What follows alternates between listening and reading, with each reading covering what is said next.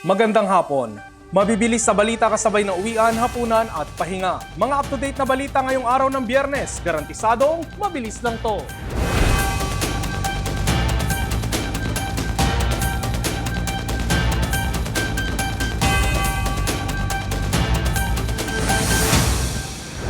Patuloy ang pakikipag-ugnayan ng gobyerno ng Pilipinas sa Czech Republic para mapauwi ang pugante at dating kongresista na si Zaldico. Yan matapos siyang maharang sa border ng Germany at Czech Republic dahil sa kakulangan ng valid travel documents. Mabilis sa balitang hatid ni Michelle Guillan. Matapos ang halos 9 na buwang pagtatago, natukoy na ang lokasyon ng puganteng si Zaldico, isa sa mga pangunahing personalidad na sangkot sa malawakang korupsyon sa mga proyekto ng pamahalaan kontra baha. Alas 9 kagabi nang inanunsyo ni Pangulong Bongbong Marcos ang pagkakadakip niko sa Prague sa Czech Republic. Bagay na kinumpirma rin ng Philippine National Police ngayong hapon. Inihayag rin nito na handa silang kunin ang kustodiya niko sakaling mapauwi na siya ng naayon sa batas at due process. Ayon sa Pangulo, naaresto si Ko dahil sa kawalan ng valid travel documents. Patuloy anya ang pakikipag-ugnayan ng pamahalaan sa Czech government para mapauwi si Ko sa lalong madaling panahon. Hinarang si Ko sa German border at hindi pinayagang makapasok ng Germany, saka ibinalik sa Czech Republic na kanyang pinanggalingan. Nagpapatuloy ang koordinasyon ng Pilipinas sa mga otoridad ng Czech Republic. Nais lang po natin ipaalala sa mga nagsasabing kinalimutan na ang flood control scandal. Hindi po yan totoo. Ang pagkilos ng gobyerno, ang utos ng Pangulo ay nananatili. Managot ang dapat na managot. Sa ilang panayam, sinabi ni Interior Secretary John Vic Remulla na kasalukuyang nakadetene si Ko sa isang immigration detention facility sa Prague. Umaasa ang kalihim na mapapabalik ng bansa si Ko sa loob ng 1 hanggang 3 linggo. Nahaharap si Ko sa mga reklamong graft at malversation kaugnay ng umano'y substandard na flood control projects sa Nawan Oriental, Mindoro. Nagkakahalaga ang proyekto ng 289 million pesos. Mariin namang itinanggi ni Ko ang mga paratang. Idineklara siyang fugitive from justice o takas sa batas ng Sandigan Bayan at nakansela ang kanyang Philippine passport noong December 2025. Paliwanag ng isang international law expert dahil walang extradition treaty sa pagitan ng Pilipinas at Czech Republic, deportation ang pinakamabilis na magpapauwi kay Ko. Since there is a violation on the part of Zaldico in Czech Republic, so he can be prosecuted for the violation of immigration laws, and at the end of that, he can be deported after the findings against him, criminally. Posible rin daw na mag-apply ng asylum si Ko pero malabo itong maaprubahan. But in this case of Zaldico, there are arrest warrants for graft and malversation charges. So it's on the part of the government, it may be very clear that this is not a case of persecution. Rather, this is a case of prosecution for violations of graft and malversation laws in the Philippines, where Sandigan Bayan issued a warrant of arrest against him. Sa ngayon, wala pang opisyal na pahayag ang Department of Foreign Affairs o Department of Justice kaugnay sa kalagayan ni Ko. Bago pa man pumutok ang pagkakasangkot ni Ko sa flood control scandal, nakalipad na siya pa New York, USA para sa umunoy medical leave noong August 2025. Dahil minabuti niyang huwag bumalik ng Pinas sa itinakdang panahon ng Kongreso, nag-resign na lang siya bilang kinatawan ng Ako Bicol Party List. Dati siyang pinuno ng makapangyarihang House Committee on Appropriations na bumubuo ng panukalang pambansang budget. Ayon sa otoridad, namataan si Ko sa iba't ibang bansa sa loob ng 1 taon tulad ng Japan, Portugal, Italy at France. Nagpanotaryo naman siya ng mga dokumento kaugnay sa petisyon ng kanyang kampo sa mga kaso niya sa Sweden at hanggang sa nahuli na siya sa Prague, Czech Republic. Habang nagtatago, ilang video ang inilabas ni Ko. Doon inakusahan niya ang Pangulo at pinsan nito na si former House Speaker Martin Romualdez na nasa likod ng pagkuha ng 100 billion pesos na kickback. Kapwa namang pinasinungalingan ng dalawa ang paratang ni Ko na malapit nilang kaalyado noon. Michelle Guillan para sa All TV News, Channel 2. Patuloy sa protesta ang grupo ng mga tsuper sa panawagan ng pangmatagalang solusyon sana ang gawin ng pamahalaan. Hindi naman daw nanlilimo sa mga ito at kaya nilang kumita basta ibigay lamang ang tama sa usapin ng krisis sa petrolyo. Narito ang report. Binatikos ng Grupong Piston ang implementasyon ng service contracting program at ang kakulangan ng ayuda mula sa pamahalaan na anilay hindi naman pang matagalang solusyon. Ayon sa grupo, taliwas sa payag ng pamahalaan na may garantisadong kita sa ilalim ng service contracting, malayo umano ito sa aktwal na nararanasan ng mga driver at operator. Ang isang malaking problema dyan, batay din sa mga lumalabas ng mga datos, hindi lahat ng ruta ay pwedeng pumasok sa service contracting. Halimbawa, may mga ruta po tayo ng public transport na 3.5 kilometers, 4 kilometers lang. Tipong nanganin nila doon sa service contracting, yung mga mahabang mga ruta. Kaya, ano mangyayari doon sa mga may kiyang ruta? Dagdag pa nila, hindi rin malinaw ang sistema ng pagbabayad sa ilalim ng programa. Hindi araw-araw natatanggap ng mga operator ang kanilang kita at maaari pang abuti ng ilang araw bago ito maibigay na nagdudulot ng pangamba sa kanilang kabuhayan. Yung sa service contracting ba, lahat ba? Kung yung datos ng LTFRB nasa 128,870 pa, yung ating mga traditional jeepney, ito ba lahat ay papasok sa service contracting? O mangilan-ngilan lamang ang kukunin nila sa bawat ruta?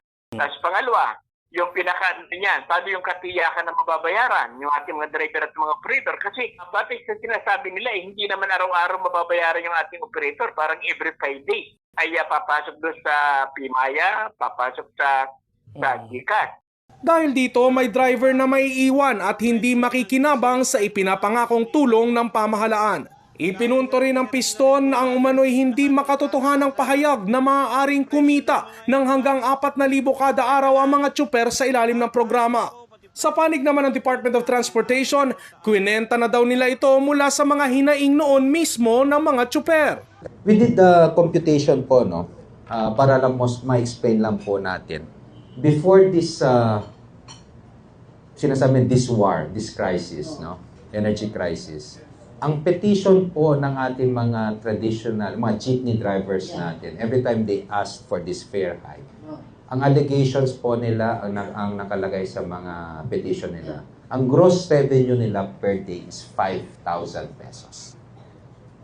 Now, I'm going to use the same number. 5,000 pesos dito ngayon sa net service gross.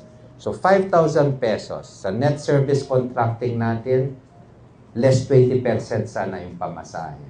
So, 5,000, less 20%, 1,000, 4,000 na lang yung gross revenue mo.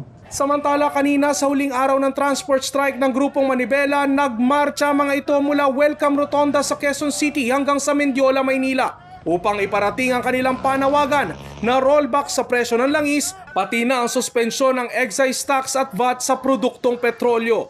Magpapatuloy naman ang mga Grupong Piston at Manibela sa pagkakasa ng mga malawakang pagkilos. Sa darating na Mayo 1 o Labor Day, magkakasa silang muli ng mga pinagsamang kilos protesta. Sa iba pang mga balita, namumurong rollback sa presyo ng diesel at gasolina asahan sa susunod na linggo. 10 miyembro ng teroristang Dawla Islamiyya Maute Group patay sa engkwentro sa pagitan ng mga militar sa Lanao del Sur. At bagyo minomonitor sa labas ng PAR, hindi na makakaapekto sa bansa ayon sa Pag-asa. Mabilis sa balitang hatid ni Enzo Laca. Magandang balita sa mga motorista, muling namumuro ang rollback sa presyo ng diesel at gasolina sa susunod na linggo. Base sa ilang araw na kalakalan sa world market, 17 pesos hanggang 19 pesos ang rollback sa diesel, habang 2 piso hanggang 3 piso naman sa gasolina. Maaari pa itong tumaas o bumaba base sa natitirang araw sa kalakalan sa world market. Patay ang 10 miyembro ng Dawla Islamiyya Maute Group sa ikinasang operasyon ng Joint Task Force Sampelan sa Lanao del Sur kaninang madaling araw. Sa inilabas na pahayag ng Philippine Army, sangkot umano ang mga napatay sa iba't ibang insidente ng ambush, kabilang ang ambush sa Munay, Lanao del Norte. Noong January 23, 2026, na ikinasawi ng 4 na sundalo at ikinasugat ng isa pa nitong kasamahan. Na-recover din sa pinangyarihan ng engkwentro ang mga high-powered firearms, isang improvised explosive device at iba pang bahagi nito. Sa ulat panahon, walang direktang epekto sa bansa ang bagyong Sinlaku ayon sa Pag-asa. Sa monitoring ng Weather Bureau, huli itong namataan 2,510 kilometers silangan ng extreme northern Luzon. May lakas itong hangin na 140 kilometers per hour at pagbugsong 170 kilometers per hour at gumagalaw pahilagan silangan. Asahan naman ang maaliwalas na panahon ngayong araw ayon sa Pag-asa. Ngayong araw magpapatuloy po ang maaliwalas na panahon sa buong bansa. Especially dito sa may northern at sa may central Luzon, patuloy pong umiiral itong ridge ng high pressure area o yung extension nitong high pressure area na magdadala ng mas mababang tsansa ng mga pag-ulan. Samantala sa may southern Luzon, Visayas at Mindanao, possible pa rin naman yung mga isolated rain showers o yung mga thunderstorms. Enzo Lacap, All TV News, Channel 2. Sa showbiz balita, nagbigay ng saloobin ang supremo ng showbiz na si Daniel Padilla sa nangyayaring krisis sa ating bansa, kasabay ng pagiging bagong brand ambassador ng isang energy drink. Narito ang report. Maging si Daniel Padilla nga ramdam ang epekto ng pagtaas ng mga bilihin dahil sa domino effect ng pagsipa ng presyo ng produktong petrolyo. Panawagan ng aktor, sana magawa ang lahat ng pwedeng maitutulong. The problem of the world right now. Di ba? Alam naman natin ang nangyayari sa buong mundo, sa gera na nagaganap. It's not easy. Mahirap ang hirap ng mundo ang ginagalawan natin ngayon.